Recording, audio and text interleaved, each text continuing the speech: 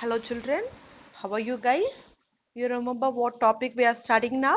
Yes, we are studying about the body movement. Okay, and we have just finished off with the movement in human being and we are going to continue with the movement in the lower organism. Okay children, see in the case of lower organism we are going to start up with the earthworm. Okay, have you ever observed the movement of earthworm, how they'll be moving? Yes, they'll be moving very softly. Okay, they crawl and they'll move. One part of the body will be attached to the surface and the other part of the body will move and then it will pull the second part of the body. Okay, see, these earthworm, they do not have bones. Okay, only their muscle help them in movement. They have two types of muscle, namely the circular muscle and the longitudinal muscle. Okay, when there is movement in the case of earthworm, what happens? The circular muscle will contract and the longitudinal muscle will relax.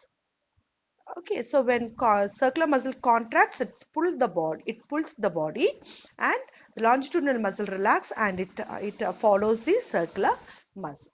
Okay, see, head will be attached to the what to tell to the substratum, that is the surface. It will pull the other part of the body. After that, the tail will be attached to the surface. Head moves forward, then it pulls the tails. This is what is the movement which is usually seen in the case of earthworm. Okay, and they do not have leg. Instead of leg, they have something called as body setae or bristles, which help them in movement, and their skin is very moist. Okay, if you want to know, just keep a paper in the place where the earthworm is moving. You will find the trace of water in the paper. It shows that the body has certain amount of water, that is the moist skin, which help them in respiration and also in the movement.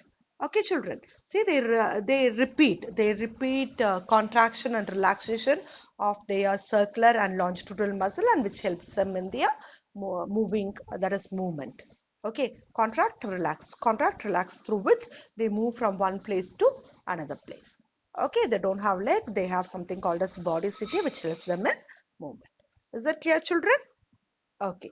And children, see, the next organism which we are going to study is the cockroach. Okay. Cockroach is also uh, an insect. Okay.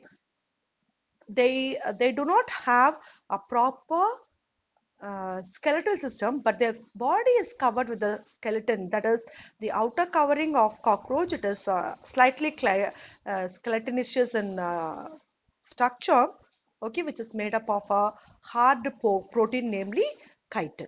Okay, and they have six pairs of legs on their surface. On their dorsal surface, they have six pairs of legs, which jointed legs, which help them in flying, okay, and walking. Okay, on their ventral side they have two pairs of wings. Okay, two pairs of wings on their ventral side and three pairs of legs on their dorsal side help them in movement, that is in their flying and also in their walking habitat. Okay, and also their body, they have three different parts of their body. One is head, the other one is thorax, the other third part is the abdomen. In the thorax region, that is in their chest region, thorax means chest, in their chest region only will be able to find these three pairs of jointed legs and two pairs of wings. Okay, so again their body muscle which is present in the cockroach, along with their wings, help them in movement. Okay, the muscle which is present in their body parts help the cockroach in movement. Okay, see, in this class we have studied about the movement in earthworm and a cockroach. In both the cases muscle help them in movement. Okay, in the case of earthworm, circular and the longitudinal muscle help in movement, but in the case of cockroach they have their legs, six pairs of legs, okay, jointed legs help them in movement along with their two pairs of wings. Is that clear, children? And the muscle contract and relax in the case of earthworm, which help them in moving forward. Is that clear, children?